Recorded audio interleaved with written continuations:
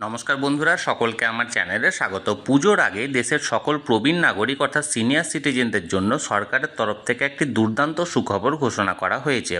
অবশেষে প্রবীণ নাগরিকদের বহুদিনের দাবি মেনে সরকারের তরফ থেকে প্রবীণ নাগরিকদের জন্য একদম বিনামূল্যে মোট 6টি সুযোগ সুবিধা প্রদান করার সিদ্ধান্ত নেওয়া হয়েছে।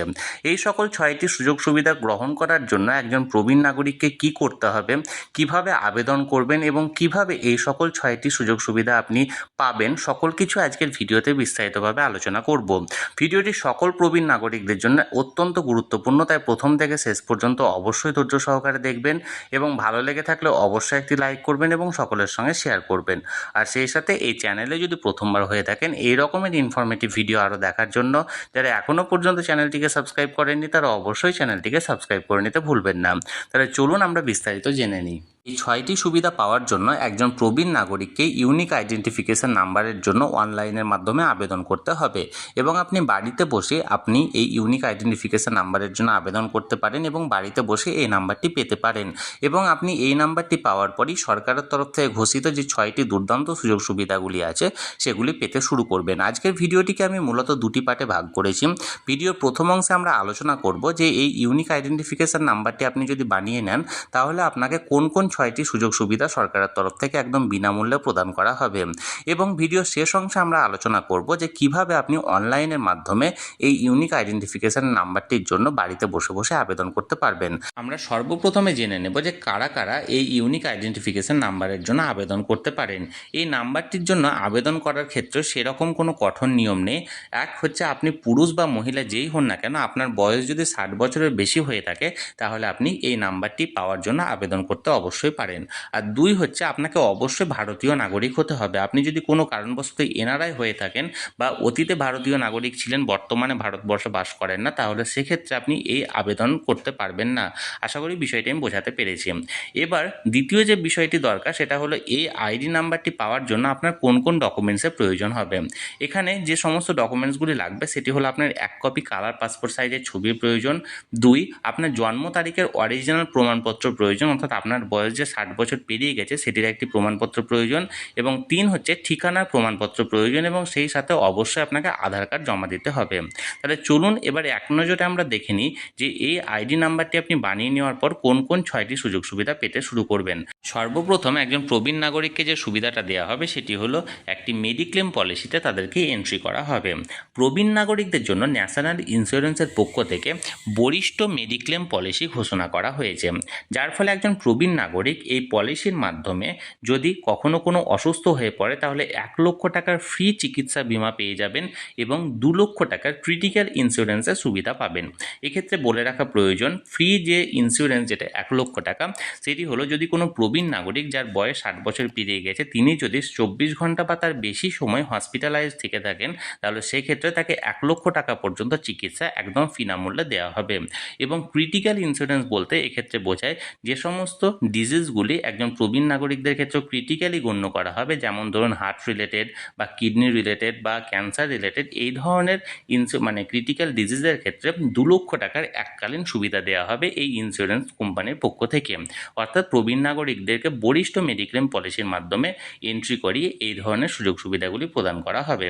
দ্বিতীয় যে সুবিধাটি একজন প্রবীণ নাগরিককে দেওয়া হবে সেটা হলো রেলওয়ে টিকিট ফেয়ারের উপর কনসেশন।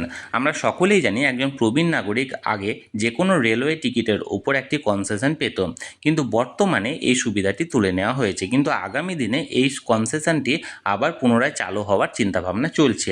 এবং এই আইডি নাম্বারটি যদি আপনি বানিয়ে নেন তাহলে সেক্ষেত্রে একজন প্রবীণ নাগরিককে যে কোনো রেল টিকিট অর্থাৎ ডোমেস্টিক রেল ফেয়ারের ক্ষেত্রে 40 থেকে 50% পর্যন্ত মেল বা এক্সপ্রেস ট্রেনের ক্ষেত্রে আপনাকে টিকিট ফেয়ারের উপর কনসেশন দেওয়া হবে। তবে আপনি যদি তৎকাল টিকিট বুকিং করেন তাহলে সেক্ষেত্রে এই সুবিধাটি আপনাকে প্রদান করা হবে না। শুধুমাত্র আগে থেকে যদি আপনি বুকিং করে রাখেন এবং সেক্ষেত্রে আপনি যে মূল্য আছে টিকিটের মূল্য তার উপর 40 থেকে 50% পর্যন্ত আপনি ছাড় পেতে পারেন। এর পরের যে সুবিধাটি একজন প্রবীণ নাগরিককে প্রদান করা হবে সেটা হলো বিমান টিকিটের ফেয়ারের ওপর কনসেশন। এক্ষেত্রে বলে রাখা প্রয়োজন, আপনি যদি ভারতবর্ষের মধ্যে কোনো ডোমেস্টিক ফ্লাইটে ভ্রমণ করে থাকেন, অর্থাৎ ভারতবর্ষের যে কোনো স্থানে কোনো সরকারি এয়ারলাইন্সের মাধ্যমে যদি আপনি টিকিট কেটে থাকেন এবং সেটা ইকোনমি ক্লাসের হয়ে থাকে তাহলে সেক্ষেত্রে আপনি যদি প্রবীণ নাগরিক হয়ে থাকেন তাহলে আপনাকে টিকিট মূল্যের উপর 40 থেকে 50% পর্যন্ত কনসেশন দেওয়া হবে। তবে এটি ইন্টারন্যাশনাল ফ্লাইটের ক্ষেত্রে প্রযোজ্য হবে না এবং এটি সরকারির বাইরে যদি বেসরকারি কোনো এয়ারলাইন্সের কোম্পানির আপনি টিকিট কেটে থাকেন তাহলে সেক্ষেত্রে আপনার প্রযোজ্য হবে না। একমাত্র সরকারি এয়ারলাইন্সের মাধ্যমে আপনি যদি ডোমেস্টিক কোনো ফ্লাইটে এবং ইকোনমি ক্লাসের টিকিট কেটে থাকেন তাহলে সেক্ষেত্রে এই সুবিধাটি আপনাকে প্রদান করা হবে। এর পরের যে সুবিধাটি প্রদান করা হবে সেটা হলো টেলিফোন চার্জের ওপর আপনাকে কনসেশন দেওয়া হবে। অর্থাৎ একজন প্রবীণ নাগরিক যদি সরকারি বিএসএনএল বা এমটিএনএল কোম্পানির যদি আপনি টেলিফোন ব্যবহার করে থাকেন তাহলে সেক্ষেত্রে আপনাকে ইনস্টলেশনের ক্ষেত্রে সম্পূর্ণ বিনামূল্যে আপনাকে ইনস্টল করে দেওয়া হবে এবং এরপরে আপনার মান্থলি যে চার্জ বা যে সমস্ত বিলটা আসবে সেটার ওপর অন্ততপক্ষে 25% পর্যন্ত আপনাকে কনসেশন দেওয়া হবে। অর্থাৎ আপনি সরকারি যে টেলিফোন চার্জগুলি আছে এমটিএনএল বা বিএসএনএল কোম্পানির মাধ্যমে আপনি যদি নিয়ে থাকেন সেটি প্রিপেড হোক বা পোস্টপেড হোক সেক্ষেত্রে আপনাকে মান্থলি যে এটা সেটার ওপর 25% পর্যন্ত ডিসকাউন্ট আপনাকে প্রদান করা হবে। এর পরের যে সুবিধাটি একজন প্রবীণ নাগরিককে দেওয়া হবে সেটা হলো ইনকাম ট্যাক্স বেনিফিট, যেখানে একজন সাধারণ নাগরিককে বাৎসরিক 2.5 লক্ষ টাকা পর্যন্ত ইনকাম ট্যাক্স ফ্রি ইনকাম হিসেবে গণ্য করা হয়। সেখানে একজন সিনিয়র সিটিজেন অর্থাৎ প্রবীণ নাগরিক যাদের বয়স 60 বছরের বেশি কিন্তু 80 বছরের কম তাদেরকে এই সুবিধাটি 3 লক্ষ টাকা পর্যন্ত দেওয়া হয় এবং সুপার সিনিয়র সিটিজেন অর্থাৎ যাদের বয়স 80 বছরের বেশি তাদেরকে 5 লক্ষ টাকা পর্যন্ত বাৎসরিক ইনকাম ট্যাক্স ফ্রি ইনকাম হিসাবে গণ্য করা হয়। অর্থাৎ যেখানে একজন সাধারণ নাগরিক পাবেন 2.5 লক্ষ টাকা পর্যন্ত ইনকামের ট্যাক্স ছাড়, সেক্ষেত্রে একজন সিনিয়র সিটিজেন পাবেন 3 লক্ষ টাকা পর্যন্ত ট্যাক্স ফ্রি ইনকাম এবং একজন সুপার সিনিয়র সিটিজেনরা পাবেন 5 লক্ষ টাকা পর্যন্ত ইনকামকে ট্যাক্স ফ্রি ইনকাম হিসাবে গণ্য করা হবে। এছাড়া টিডিএস এর ক্ষেত্রে একটি বড় পরিবর্তন আনা হয়েছে, যে ক্ষেত্রে সাধারণ মানুষদের 40,000 টাকার পরিবর্তে একজন প্রবীণ নাগরিককে 50,000 টাকা পর্যন্ত ইনকামটাকে টিডিএস ফ্রি হিসাবে গণ্য করা হয়। অর্থাৎ আপনি যদি ব্যাংকে কোনো ডিপোজিট রেখে থাকেন তাহলে আপনাকে যেখানে সাধারণ নাগরিককে 40,000 টাকা পর্যন্ত ইন্টারেস্ট পাওয়াটাকে আপনাকে ফ্রি হিসাবে দেওয়া হয়, সেক্ষেত্রে একজন প্রবীণ নাগরিকের 50,000 টাকা পর্যন্ত এই সুবিধাটি প্রদান করা হয়ে থাকে। তাহলে বন্ধুরা, একজন প্রবীণ নাগরিক এই সমস্ত সুযোগ সুবিধাগুলি পাবেন যদি তিনি ইউনিক আইডেন্টিফিকেশন নাম্বারের জন্য আবেদন করেন। এবার আমরা জানবো এই ইউনিক আইডেন্টিফিকেশন নাম্বারটির জন্য আপনি কিভাবে আবেদন করবেন, অর্থাৎ বাড়িতে বসে বসে আপনি কিভাবে এই আইডি নাম্বারটি বানাবেন। প্রথমত আপনাকে গুগলে গিয়ে সার্চ করতে হবে senior citizen card apply online. এরপর যে প্রথম অপশানটি আসবে সেখানে যখন আপনি ক্লিক করবেন সেখানে দেখবেন বিভিন্ন রাজ্যের সিনিয়র সিটিজেন কার্ডের আবেদনের লিঙ্ক আপনার দেখা যাবে। সেক্ষেত্রে আপনি যে রাজ্যের বাসিন্দা হবেন সেই রাজ্যের লিঙ্কে গিয়ে ক্লিক করবেন এবং সেই লিঙ্কে ক্লিক করলে দেখুন এরকমের একটি ফর্ম আপনার বেরিয়ে আসবে। এই ফর্মটিকে এবার সঠিকভাবে আপনাকে ফিল আপ করতে হবে। সঠিকভাবে ফিল আপ করার পর যে সমস্ত ডকুমেন্টসের প্রয়োজন সে সমস্ত ডকুমেন্টস আপনাকে স্ক্যান করে ফর্মটিকে সাবমিট করতে হবে। এবার আমি আপনাদের সুবিধার্থে এই ফর্মটি কিভাবে ফিল আপ করবেন সেটি আমি ভালোভাবে আপনাদেরকে বুঝিয়ে দিচ্ছি। দেখুন এখানে লেখা আছে application form senior citizen identity card. এখানে দেখুন অ্যাপ্লিকেন্ট ডিটেলসের জায়গায় প্রথমত নাম অর্থাৎ নেমের জায়গায় আপনার যেটা নাম সেটা আপনি ফিল আপ করবেন। এরপর ফাদার্স বা হাজব্যান্ড নেম এটি আপনি যথাযথভাবে লিখবেন। তারপর দেখুন জেন্ডারে আছে মেল না ফিমেল না ট্রান্সজেন্ডার। এক্ষেত্রে মেল বা ফিমেল বা ট্রান্সজেন্ডারের জায়গায় সেই বক্সে আপনি টিক মারবেন। এরপর দেখুন ডেট অফ বার্থ, এটা কিন্তু খুবই গুরুত্বপূর্ণ। প্রথমত দেখুন ডিডি YYY অর্থাৎ প্রথমে ডেট দুটি দিতে হবে, তারপরে আপনার কোন মাসে জন্ম সেই মাসটি দিতে হবে এবং তারপর সালটির এখানে বিবরণটা দিতে হবে। অর্থাৎ 60 বছরের কম হলে কিন্তু আপনি আবেদন করতে পারবেন না বা তখনই রিজেক্ট হয়ে যাবে। এরপর মোবাইল নাম্বার অর্থাৎ আপনার যে মোবাইল নাম্বারটা আছে অর্থাৎ চালু যে মোবাইল নাম্বারটা সেই নাম্বারটি এখানে পুট করবেন। এরপর অতি গুরুত্বপূর্ণ আধার নাম্বার, সেই আধার নাম্বারটি আপনি এখানে পুট করবেন। তারপর ইমেল আইডি যদি আপনার থাকে সেটি দেবেন। এরপর হাইট ইন সেন্টিমিটার অর্থাৎ আপনার যে হাইটটা আছে সেটাকে সেন্টিমিটারে কনভার্ট করে আপনি এখানে পুট করবেন। এরপর ভিজিবল আইডেন্টিফিকেশান মার্ক, যদি আপনার কোনো আইডেন্টিফিকেশান মার্ক থাকে সেটিও এখানে লিখবেন। এর পাশে দেখুন এক্ষেত্রে লেখা আছে photograph of the person on whose name senior citizen ID card is to be issue. অর্থাৎ এখানে সেই ফটোগ্রাফটি এখানে আপনাকে সাবমিট করতে হবে বা বসাতে হবে যার নামে এই আইডি কার্ডটি বানাতে হবে বা বানাচ্ছেন। অর্থাৎ সেক্ষেত্রে আপনি এখানটায় একটা ছবি এখানে আপলোড করবেন।